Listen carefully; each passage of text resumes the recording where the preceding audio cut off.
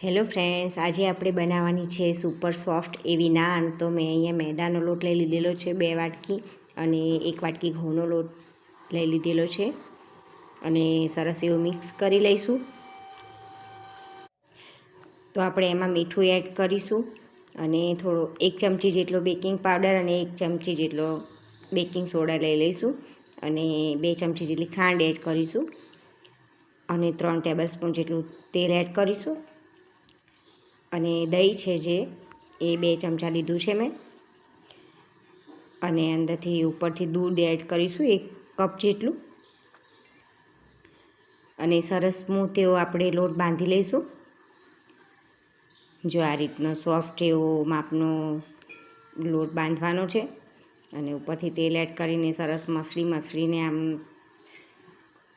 Smooth બનાવી દઈશું. લોટ જો તમારો સારો હશે ને તો નાન એકદમ સુપર સોફ્ટ એવી ફૂલીને દડા જેવી બનશે. જો આવી રીતનો હોવું જોઈએ. અને જો આ એરટાઈટ બાઉલ છે એમાં રાખી દઈશું. 30 મિનિટ જેટલું મેં આને રાખ્યું હતું, અને આ રીતે ઉપરથી તેલ લગાવી દેવાનું છે જેથી સોફ્ટ થાય.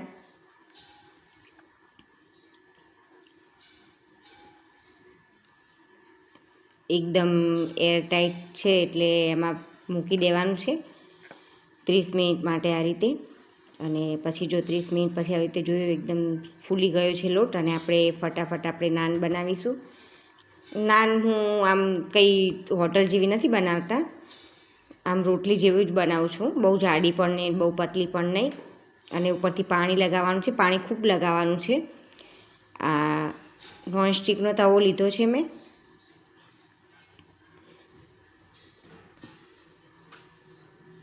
જો નોનસ્ટિક ઉપર એ સરસ જ બને છે. મેં ટ્રાય માર્યો તો, મેં કીધું નોનસ્ટિકમાં નહીં બને, કારણ કે ચીપકાય નહીં ને એટલા માટે. ને ફરીથી જો હું આ લોખંડના તવા ઉપર બનાવું છું તો એમાં બી સરસ બને છે. કોઈની પાસે નોનસ્ટિક ના હોય તો આ લોખંડના તવા ઉપર બી બનાવી શકાય. અને જો આમ લોખંડના તવા ઉપર તો એકદમ સુપર આમ જોરદાર બને છે. તમે પણ બનાવજો, બહુ મસ્ત નાન બને છે.